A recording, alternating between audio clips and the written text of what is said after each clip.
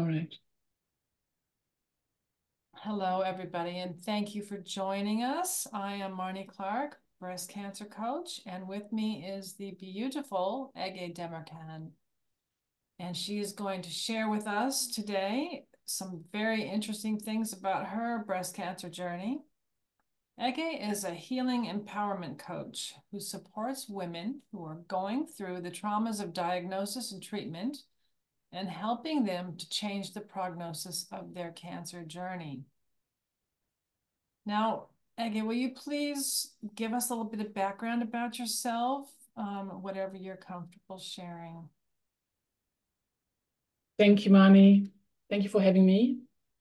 And it is such a privilege to be able to share my story in the greatest hope that it may inspire some souls on their journey. So I was first diagnosed. No, I'm not going to start there. I'm going to start a little bit about myself. So I'm Ege, and I was born in Berlin by Turkish parents, raised in Germany. And I always found myself in a bit of a cultural clash.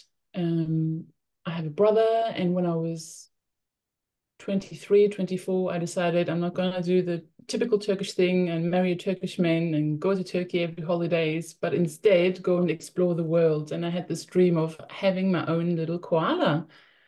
So Australia has been always part of my dream, the land where I can walk barefoot and jump into the ocean in my lunch break. And yeah, so almost 20 years later, here I am. And I have a little daughter. She's 7 years old. She's half of the time with me, half with her dad, which gives me a lot of time to focus on my own healing journey. And I've lost my mom when I was 24, 23, 24, of ovarian cancer, to ovarian cancer. And before that, I lost my first boyfriend to skin cancer. So cancer has been sort of in my life early on. Also, my grandparents passed from cancer. And I realized back in the day, for some reason, I thought that unhappiness equals cancer. And I mention this here now because I want to dive deeper into how we actually create our own life with our subconscious beliefs and how I realized that. So in the last 5 years, I was diagnosed the first time. Again, there is a spiritual meaning to all of this. I was diagnosed on my daughter's second birthday. The doctor rang me to come and see me because I had gone through some testing after finding a lump on my breast underneath a mosquito bite that woke me in the morning, itching my breast. And I discovered something. Oh, there's not just a bump on the surface, but there's actually a bump underneath the skin as well. So she called me in and yeah, she said those words, "I'm sorry to say, you have cancer." And for some reason, and I will dive into this a little bit deeper, it was no surprise for me.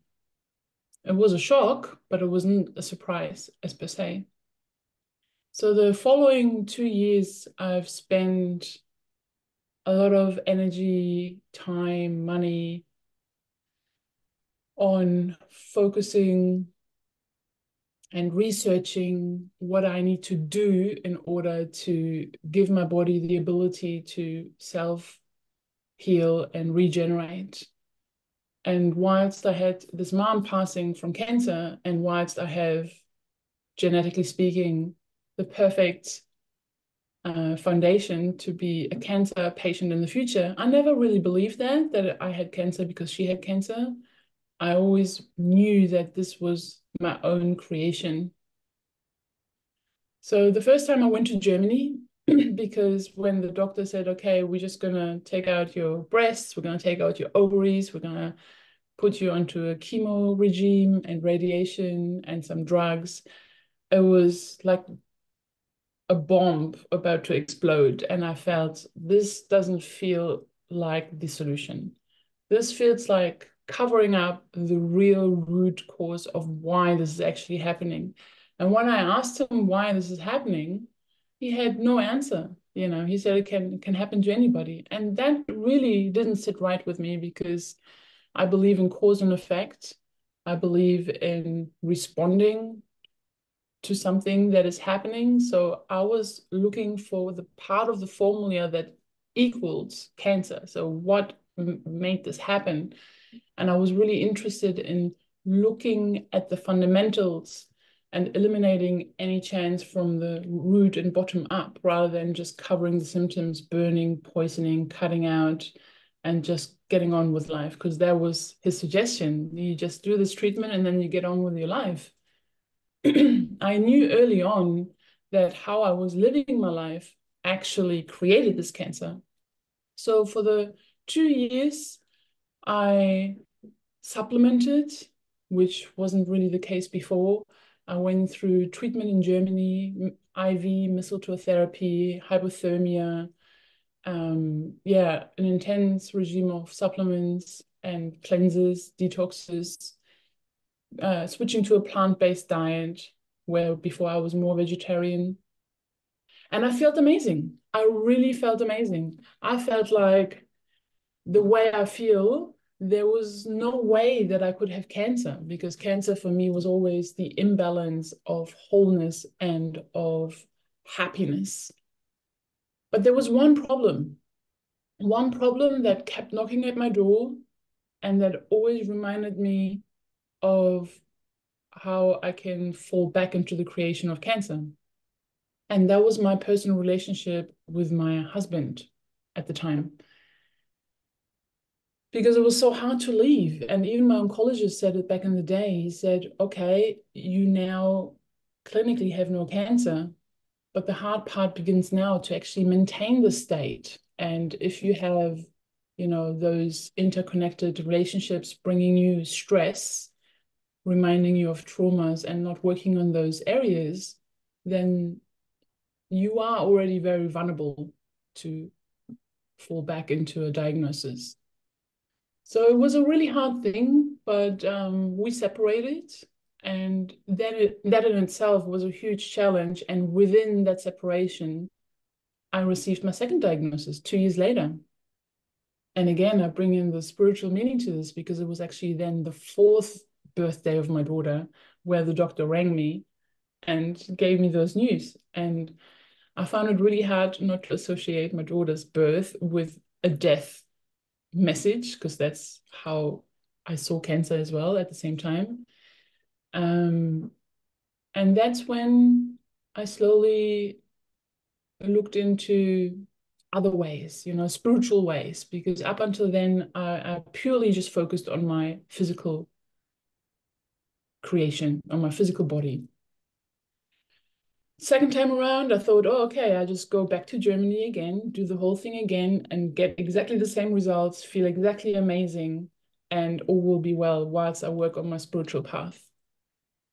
Unfortunately, it didn't go out as planned because during my second treatment in Germany, which included fever therapy and a low dose chemotherapy, it's like an insulin targeted therapy, ozone therapy, again, hypothermia therapy. It was a whole schedule of different therapies. Whilst I was doing colon cleanses and juicing and fasting and sleeping and meditating. But really meditating back in the day was for me just to sit still for 10 minutes or 10, 20 minutes. I wasn't really in there at the time.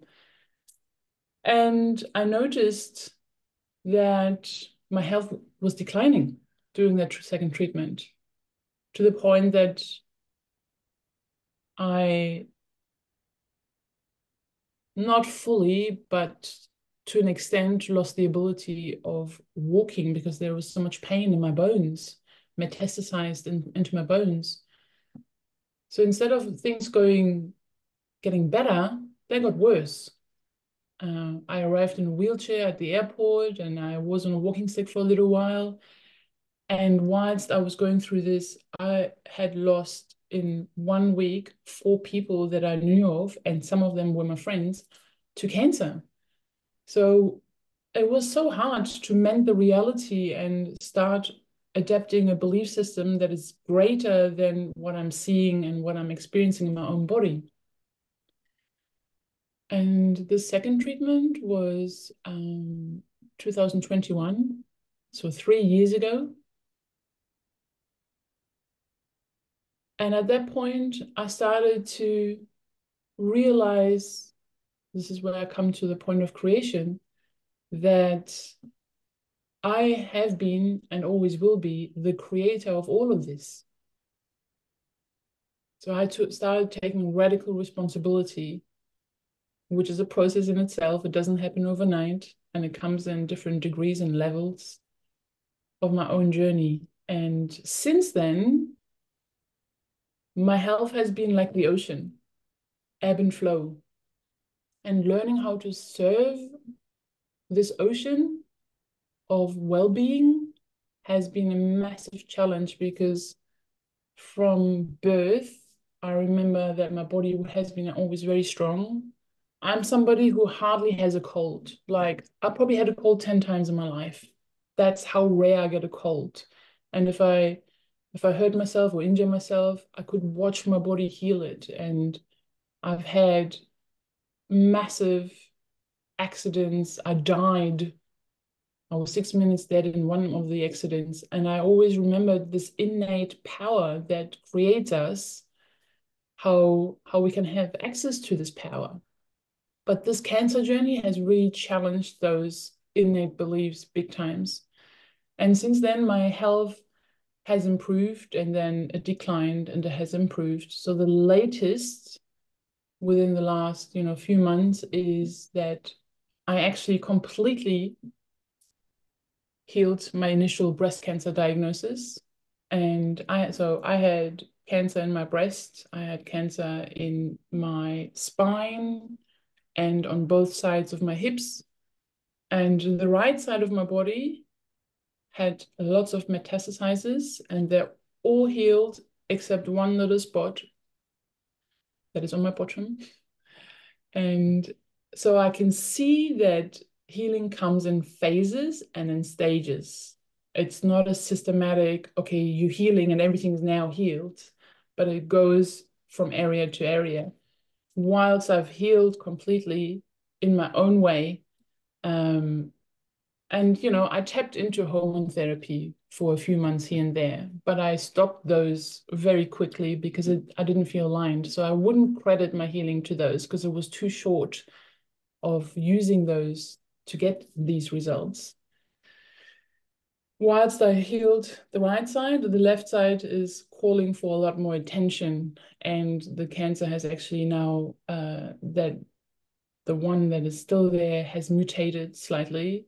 So it's calling me for a deeper look at things and how to deepen my journey of healing.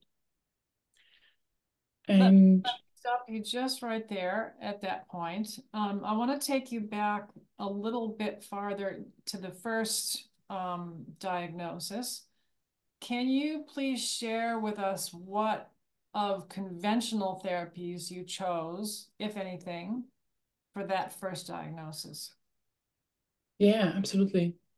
So the only thing that I agreed on at the time was surgery. So you I had had a lumpectomy? I had a lumpectomy. The tumor was like 1 centimeter, and I had a surgery to get that removed. That was the only conventional medicine at the time that I agreed on. Right. And so everything else was done in Germany with all the therapies you mentioned then. Yes. Okay. And for the second diagnosis, have you chosen any particular conventional therapies? Yeah. Again, yes. Again, I agreed to surgery. It was the same spot, same area, same size. And I agreed on, which I wouldn't do today, but removing 8 of my lymph nodes. Um, I agreed to that as well. And obviously a biopsy and a scan here and there. I haven't done many scans, but yes.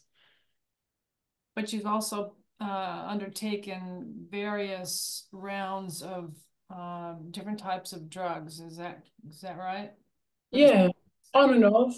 On and off. The longest I've done was, I believe, 6 months. It was about shutting down the estrogen receptors, the ovaries, putting my body artificially into menopause so I don't produce any estrogen. Um, yes, those were the drugs that I agreed on for some time. Yep. So you did about 6 months worth of that? Yeah, I did after the second diagnosis. Yeah. And so that came before your trip to Germany? That came after. After I found out that I had bone metastases, I agreed on uh, taking those injections and medication. Right. Yeah. And how did they make you feel? That made me feel old. And that made me feel disconnected from my body and my feminine side. I have a history of denying my feminine side for the majority of my life because it just didn't suit my life to be a woman. So, as I was working on my spiritual journey, wanting to embody my feminine aspect and then taking medication to wipe out the physical aspects, there was a huge interclash. So, emotionally, for some time, I would say 3 months, it felt right to do it. And then after 3 months, because of the practice with my intuition that I'm working with, I just knew this was not the right way to do this anymore. And I stopped. And also, they made me feel stiff. That's where the word old comes from that I chose. And yeah, they made me, I want to say they lowered my level of joy of perception of life. They made me feel less empowered. Yeah, they didn't make me feel good. So tell me what did make you feel good. What were the therapies that you chose that made such a huge difference for you? Like, think about how you were in that wheelchair and using a walking cane, and what the progression was from there as far as the therapies that you chose and how they made you feel. What made a big difference to me is understanding that I am part of an elementary system that is in orchestra out there, that I am part of nature and that I can tap into the resources that has been given to anybody and anything that is available to me as well. And I have 8 words that I hold on to. They're like my mantra: trust, unity, forgiveness, peace, intention, love, joy, and acceptance. So everything I do, everything I say, everything I feel, I look at these 8 words, and I'm a student in this. I'm practicing this. I don't believe that I am fully there yet, but encompassing those words in everything that I do and not seeing a separation in nature with the elements of fire, heat, water. We are made of water.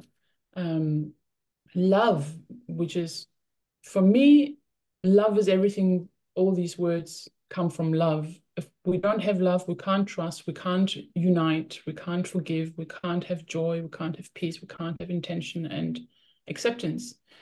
So when I stop to listen in the outside, stop listening, all the overwhelming information, all the doctors and the friend and the mom and I mean, they all come with good intentions. But when I stop all of that and I tune into my inner guidance system and follow this guidance with the awareness inside me, then it shifts completely my body, my mind, the way I feel in my physics, and it changes my energy. So the anxiety lifts, trust comes in, and within a moment by moment, I can clearly see how I need to actually move on. And I've been stopping to compare myself with other people's journey and really began to understand that the symptoms that my body is giving me is a form of communication, and that I now actively want to co-creationally participate in this communication and not always shut my body down by distracting myself or always looking for outside solutions, looking for the next supplement, looking for the next therapy, you know. So I have spent easily $50,000 on my healing journey, on tests, treatments, therapies, supplements, special diets, healing protocols, tools, equipment, people who are like experts going from one person to another person, until I understood that nothing and no one can actually heal me except myself. And that the energy, the force, the power that creates life, that makes the flower blossom, that makes the butterfly beautifully swing in the air, and that power is moving through me, and that I have access to this power, that I am the conductor, a co-facilitating conductor in this unity of all there is and all there ever will be. So grounding myself and being a baby, a child, and I lost my mom very early on, too early for me. And instead of longing for my mom, being held by nature as a child, and everything that I'm longing for, having tools and awareness and this inner guidance system to access it within myself. So when I understood, wow, I am truly my own healer. And everything that I do, the therapies, the supplements, the medication, everything that I do just is there to amplify my results. But I'm not putting all my belief, all my power, I'm not giving my power away. So I think to your question, the biggest difference that made a difference to me when I'm not feeling good is reminding myself that I have the power, that I am the creator. And I've created, as I said, as a child, I thought unhappiness equals cancer. So that was embedded since age 8 into my subconscious mind, and looking at it and having always these reaffirming belief systems that I'm unworthy, and understanding today that my unworthiness separated me from the frequency of healing, and reminding myself that I am an energetic being, electro-energetic, electro from the sun and magnetic from the earth, and I'm the instrument between those realms, how much power I actually have within this creational energetic orchestra. So having curiosity as well, and not always expressing myself from an old story.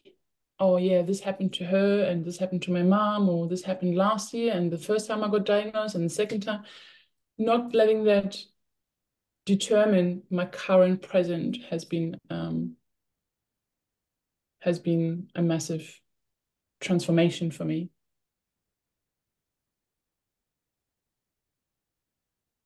Very powerful. And I think your message will go far and wide. And thank you for sharing it. I think it's really important that people understand this, that, you know, you are the healer. You are the creator of your own well-being.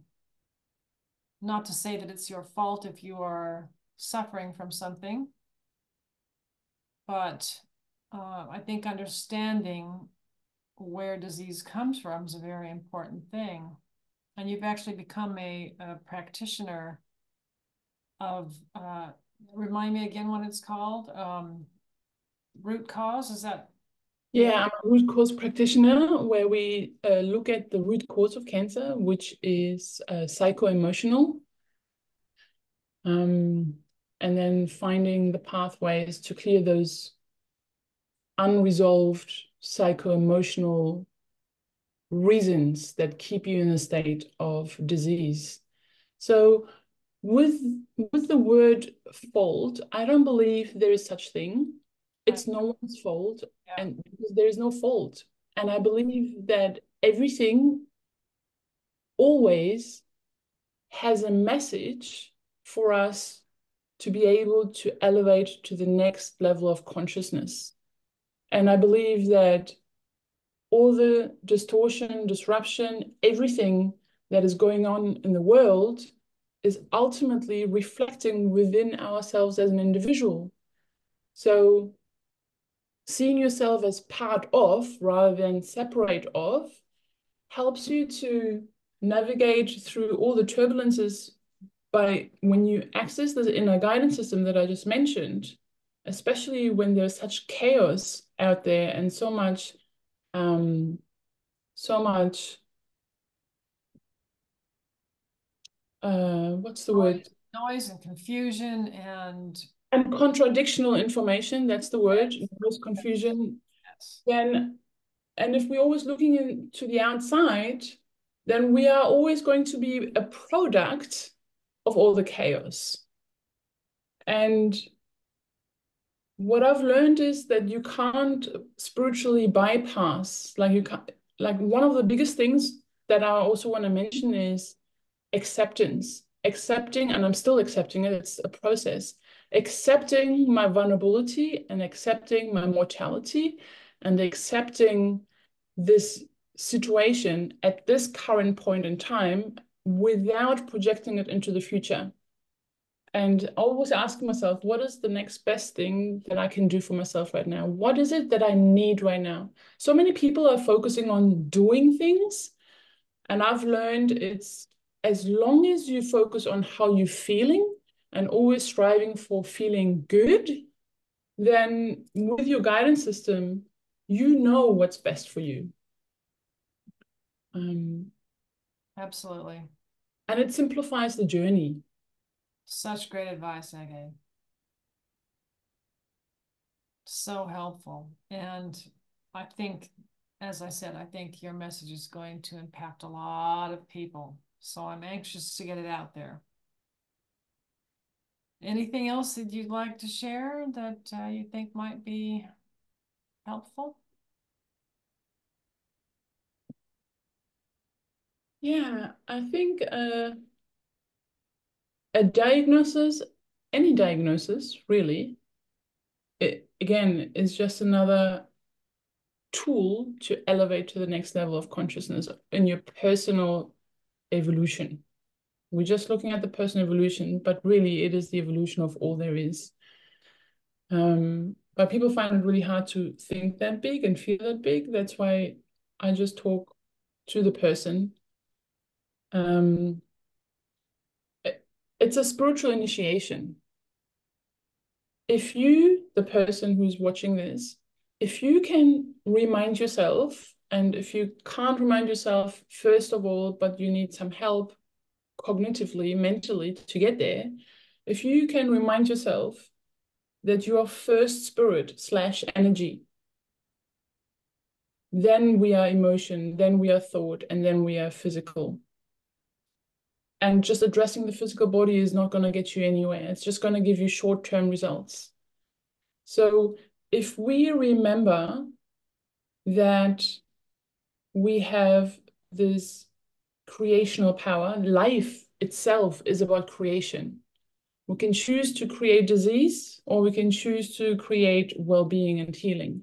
And I know that nobody is going to say, I want to create disease, but the choices we make every day, the way we talk, the way we speak, the way we move our body, the way we think about ourselves, about this beautiful temple that has been given to us as a vessel to experience and express life. And if we're not in alignment with unity and trust and love and forgiveness and acceptance and having an intention whilst you do these things, it's always going to give us small, little, short-lived results. So remembering that we are greater than what is happening on a physical level, and that anything can change at any time is really powerful. I would like that person who watches this to remind themselves that you are not alone. Yes, you have Marnie, me, and everybody else who is happy and able to help, but I mean in a spiritual way, you know, tapping into the ether of this creational universe. It includes the embodiment of feminine energy. That's one thing I like to mention as well. And when I say feminine energy, I don't necessarily mean gender orientated, but we have been dominated by masculine energy, the industrial age, the working, the money, the thinking, the providing, the structure, that we forgot to be. We forgot to play. We forgot to move with the elementary forces and be part of the creation of life, which is in itself the feminine energy. And within that is also the shadow side, sitting with the pain and holding the self through the pain rather than trying to bypass the pain. Because I feel very strongly that this journey is kind of like anybody who's birthed a baby will understand this. It's like birthing. You can't, in the middle of all the pain and all the struggle, just stop and say, I had enough, or I'm not going to go there. We have to be able to embody the pain in order to heal and remove the blockages that are in our way of feeling whole. Because we are already whole. We just got to take away the layers and remember our wholeness and tapping into those innate powers that we all have. And I believe by tapping into the feminine energy, being softer with ourselves and having space to play and space to be fluid, you know, again, the elementary system of water, tapping into water and being water, not just drinking water, but understanding and recognizing that you have water frequency. Water wants to move. And that I feel is can be very valuable individually and collectively as we are moving through these shifts globally. It's about embracing and embodying this feminine energy within ourselves. Beautifully stated. Thank you. Thank you so much for sharing that with us. That was a very powerful message, and I'm so glad that we are having this conversation. Anybody that wants to contact Ege, do you want to give your contact details, like your website or your Facebook page? What would you prefer? How would you prefer to be contacted if they Yeah, want? you can contact me in any way you like. My website is egedemirkan.com, and my Facebook page is Empowered Healing with Ege. Same on Instagram. And if for some reason that's too complicated, you can always contact Marnie, and Marnie's. I can put you in contact as well. Yeah. And I do have, at the moment, I'm wanting to, my intention is to help, the right people who are ready for this. I understand that everyone has their own stage of where they're at in understanding this message, also embracing it and being ready to embark on this journey. I do offer at the moment the word discount doesn't really sit right with me, but I do offer a special price. And there is a lot of flexibility when it comes to an exchange, because my calling and my initiation from above comes into play, that I just want to be able to make a difference in the world by helping the individual person who's ready for this journey. So I would like for the person who watches this and feels empowered and inspired by this, to not let any monetary or any circumstance interrupt what they actually want. If this message resonates with you, then just reach out. We can just have a chat and see if we are aligned and how I can help you, and take it from there without thinking too much about how it's going to work. Awesome. Thank you, Ege, for being with me today and sharing your very powerful message. As I say, I know that it's going to resonate with a lot of people who are on a healing journey, whether it be going well or not going well. I think it's absolutely fantastic what you've shared. So thank you so much for being here with me. And I'll say we're going to say so long for now, but if you want more information, please reach out. Thank you, Marnie, for having me. Thank you for watching. Thank you. Bye-bye for now.